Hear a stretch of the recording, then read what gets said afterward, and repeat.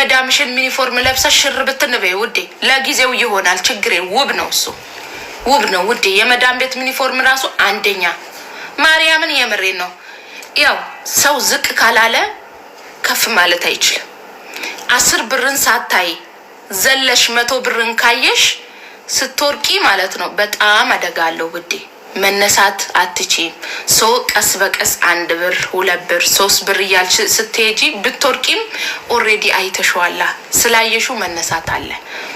ግን 10 ብርን ሳታይ ዘለሽ 100 ብርን ካየሽ ድጋሚ መተሽ ችግርን 10 ብርን ታያለሽ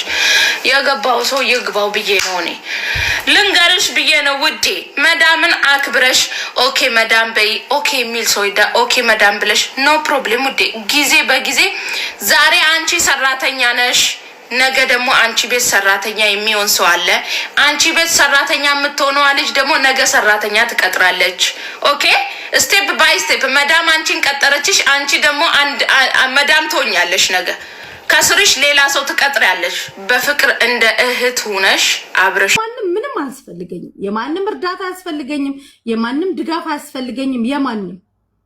ሳሪ ግን ሰው መሆንሽን አሳይተሽኛል ሲጀመር አሁን ብቻ አይደለም በብዙ ነገር ታዝቤሻለሁ ሰው መሆንሽን አሳይተሽኛል ሰው መሆንሽን ማለት ነው አንቺ ፊት እኔ እንደማልታማ አሳልፈሽ እንደማሰጪ አንቺም ሙኒትም አሳይታችሁኛል እናንተ ላታውቁት ትችላላችሁ እኔ ግን በጆሮዬ ነው የሰማሁት እኔም አሳልፋችሁ እንዳልሰጣችሁ በጆሮዬ ነው የሰማሁት እኔ ለከ ከጀርባዬ ለከ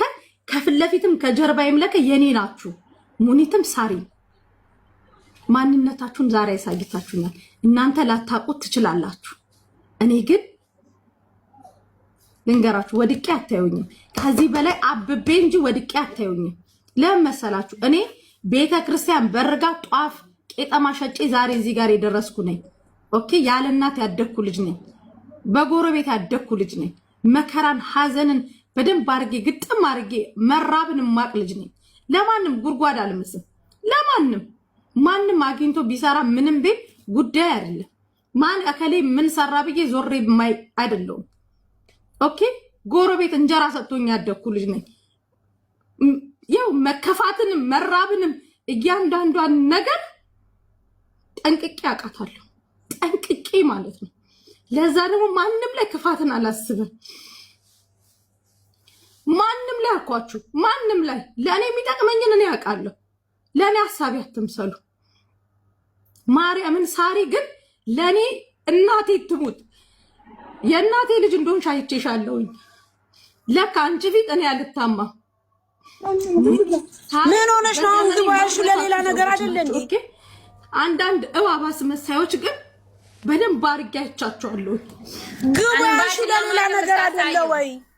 እንባሽን ለማን ነው የምታሳየው አንቺ ፈጣሪት ሄሎ አሁን እኮ ከደቂቃ በፊት ከ5 ደቂቃ በፊት ናይ ግቢ የሆነ ነገር አለ ብላ ጠራችኝ አሁን ደግሞ ሌላ ነገር ነው በቃ አንቺ ሁሌ ያለቀሽ ማየት አለበት ማንንም ሰው እንድታሳይ ምን ሆነሽ ነው ቆይ አሁን አንቺ ምንድነው ምን አቅላት አሁን እኮ እዚህ አልነበርን አሁን ናይ ግቢ የምናወራው ጉዳይ አለ ብላ እሺ ብዬ መጣው ስመጣ ደግሞ ምን ተፈጥሮ ነው ቆይ ሳሪ ሙኒት እመቤቴ እንኳን እኔ ሆናችሁ እንኳን በውስጤ የራሴ ናችሁ ብያስኳችሁ እመቤቴ ነገ ብሞት የሆነ ነገር እንኳን ቦል ለከ የእውነት የኔ ናችሁ አሳይታችሁኛል እኔ ቀነስኩት ማሪኮ ማለት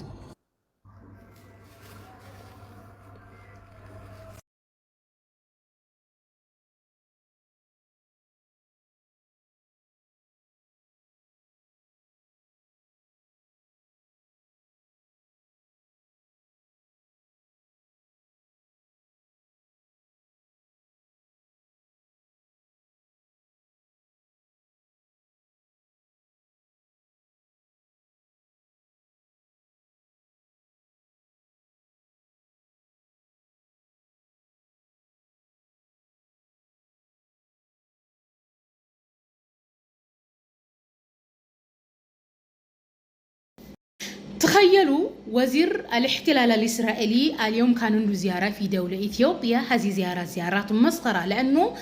الوزير الاحتلال أول ما وصل إثيوبيا كرموه بتكريم رمز الحرية الوطنية حق إثيوبيا كيف يجي هو احتل فلسطين راح إثيوبيا يتكرم بالرمز الحرية والاستقلال. كيف يجي يا جماعة؟ كيف يجي؟ أصلا راح وزير الاحتلال الإسرائيلي قصدا في شهر فبراير في إثيوبيا، لأنه إثيوبيا سنويا تحتفل في شهر فبراير بالرمز الحرية. تعرفون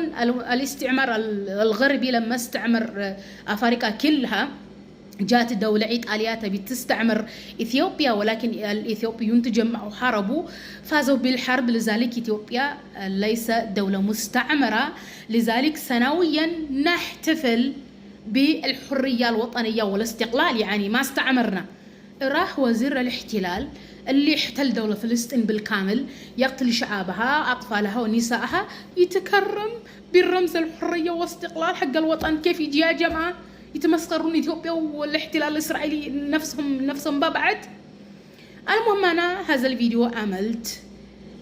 خصيصا دولة إثيوبيا هي دولة إيفانجيليكية، يعني صارت في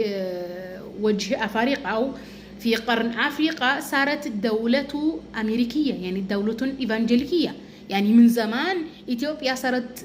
دولة إيفانجيليكية، يعني الإيفانجيليكان هم الإيفانجيليكان زاينست، يعني هم مسيحيون اليهود، يعني ويعني هم مسيحيون ولكن أكثر من اليهود، يعني هم يهود أكثر من اليهود. تخيلوا يعني إثيوبيا هي بيبي صغير حق ترامب بيبي صغير، يعني طفل صغير في أفريقيا يعني. لذلك إثيوبيا أم تتحجج أو أم تتحكك بجيبوتي أو عرض الصومال أو كذا تدور مشاكل، يعني أم توسع إثيوبيا للمستقبل الاحتلال الإسرائيلي. تخيلوا الإسرائيل يعني تجي توسع من فلسطين إلى النيل أو إلى النيل، إثيوبيا توسع تجي من هنا، لأنه إثيوبيا كلها كامل للإسرائيل كلها، يعني أمي تساعدون. تخيلتوا يا جماعة شو لما المسخرة هذه؟ تخيلتوا يعني المستعمر والاحتلال يروح هنا يتكرم بالرمز الحرية والاستقلال. يعني ما عندهم ضمير يا جماعة، ما عندهم ضمير. أنا مرة مستغربة اليوم، يعني هم يضحكون على نفسهم ولو شلون يعني. تخيلتوا الحرامي يروح يتكرم زي شو اسمه الدولة الثانية يعني. المهم الاحتلال الإسرائيلي لقى مخبأ يعني جديد مثل الفار من أمريكا إلى إثيوبيا.